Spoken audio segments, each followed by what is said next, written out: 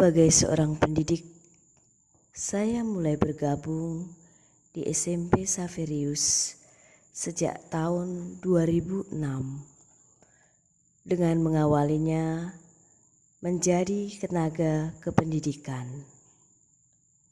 Sambil menjalankan tugas sebagai tenaga kependidikan, saya melanjutkan studi di STKIP PGRI yang ada di kota Lubuk Linggau. Baru pada tahun 2013, saya menjalankan tugas sebagai tenaga pendidik dengan mengampu mata pelajaran bahasa Indonesia. Menjadi seorang pendidik merupakan panggilan hidup yang sudah saya pilih. Maka dalam menjalankan tugas, menuntun dan membimbing murid, saya lakukan dengan penuh cinta dan ikhlas. Saya teringat dengan konsep dari Ki Hajar Dewantara bahwa menuntun merupakan tindakan seorang guru yang tidak hanya memberikan pengetahuan kepada murid, tetapi juga membimbing, menginspirasi, dan memberikan arahan dalam perkembangan siswa secara holistik. Hal ini menekankan pentingnya memahami kebutuhan, minat, dan potensi individual siswa. Guru harus memahami dengan baik apa yang menjadi kebutuhan murid dan memberikan bimbingan yang sesuai dan relevan. Dalam menuntun juga kita menerapkan wiraga dan wirama. Ki Hajar Dewantara menekankan pentingnya pengembangan karakter, moralitas, dan kebijaksanaan dalam pendidikan.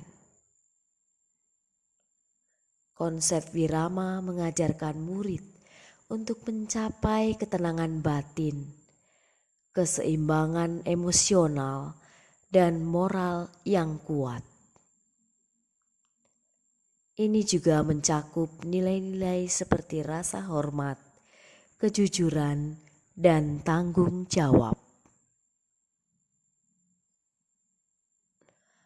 Konsep-konsep dari Ki Hajar Dewantara inilah yang menjadi tantangan bagi saya untuk selalu berpikir bagaimana membuat murid yang saya dampingi berkembang baik secara emosional, akademik, dan non-akademik. Untuk mencapai tujuan tersebut, sebelum melakukan kegiatan pembelajaran, saya selalu mencari cara yang inovatif, yang menarik, yang asik untuk merancang pembelajaran yang relevan bagi murid, sehingga dapat memantik murid berpikir di luar kotak dan tidak takut untuk mencapai hal-hal baru. Memanfaatkan teknologi pendidikan untuk meningkatkan pengalaman belajar, menggunakan aplikasi, perangkat lunak, atau perangkat keras terbaru untuk menciptakan pembelajaran yang interaktif dan dinamis. Sebagai pendidik, saya juga sering bekerja sama dengan rekan-rekan sejawat untuk berbagi ide, sumber daya, dan praktik baik. Mendukung budaya kolaborasi dan budaya positif merupakan hal yang utama. Selalu beradaptasi dengan perubahan dan pergeseran dalam kurikulum metode pembelajaran, atau tantangan-tantangan lain yang muncul. Sehingga saya selalu mendorong siswa untuk berpikir kreatif, mengajukan pertanyaan, dan mengeksplorasi konsep secara mendalam. Memberikan kesempatan bagi siswa untuk mengemukakan ide-ide mereka sendiri. Kegiatan belajar yang saya lakukan misalnya ketika mempelajari teks iklan, murid dapat membuat iklan cetak maupun elektronik. Bahkan mereka membuat film sederhana, membuat miniatur-miniatur tata surya, gunung meletus. Saya juga melakukan kegiatan-kegiatan outing kelas untuk mengenali lingkungan, mengamati apa yang ada di dalam lingkungan sekolah. Memberikan keterampilan, membuat bola-bola coklat, membuat teknologi tepat guna yang berguna bagi kehidupan mereka. Mengajarkan bagaimana pemilahan sampah organik dan anorganik. Bagaimana cara memainkan alat musik yang dilakukan secara klasikal, memperagakan tari daerah, menggunakan busana adat pada hari-hari tertentu, melakukan presentasi-presentasi baik secara digital maupun secara konvensional, menggunakan media-media sosial sebagai sumber belajar, sebagai sarana asesmen, penyebaran materi, dan semua kegiatan ini dilakukan secara kolaborasi. Pagi bagi kalian yang sedang menonton video ini.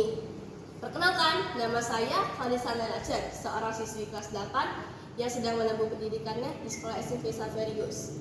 Saya ingin menceritakan pengalaman saya belajar bahasa Indonesia bersama Bu Maria Ponijem. Saat belajar bahasa Indonesia bersama Bu Maria Ponijem, saya merasakan suasana belajar yang baru.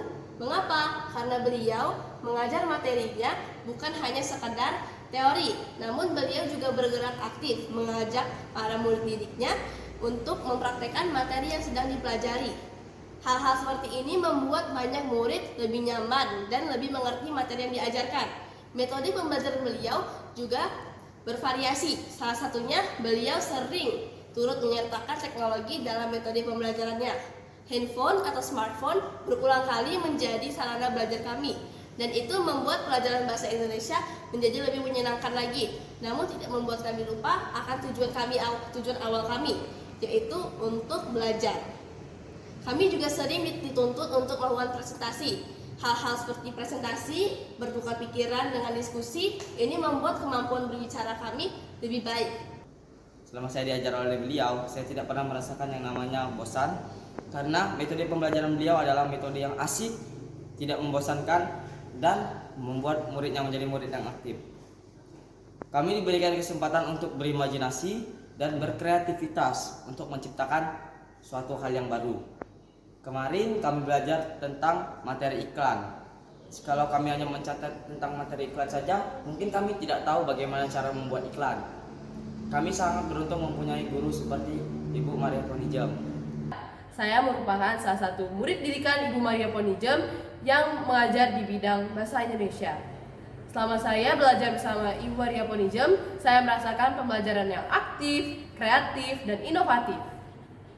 Ibu Maria mengajak kami untuk menggali topik dan mencari tahu apa arti dari topik yang kami pelajari dengan cara pengamatan bagaimana objek terjadi, bagaimana objek dibuat, dan cara supaya objek berguna bagi kami. Dengan metode ini, Ibu Maria mengajak kami untuk berpikir kritis dan mengajak kami untuk mencari tahu apa arti dari topik yang sebenarnya secara mandiri. Saat kelas 7, saya pernah membuat bola-bola coklat dari biskuit. Kemudian langkah-langkah pembuatan dan cara-cara membuat biskuit tersebut ditulis dan disusun sehingga menghasilkan teks prosedur. Jika Ibu Maria hanya mengasih materi, kami pasti tidak akan tahu cara membuat bola-bola coklat dan cara membuat teks prosedur. Pembelajaran Ibu Maria sangatlah seru dan kompleks. Salah satu guru di bidang bahasa Indonesia. Tidak hanya di dalam kelas, Upon juga sering mengajar kami di luar kelas.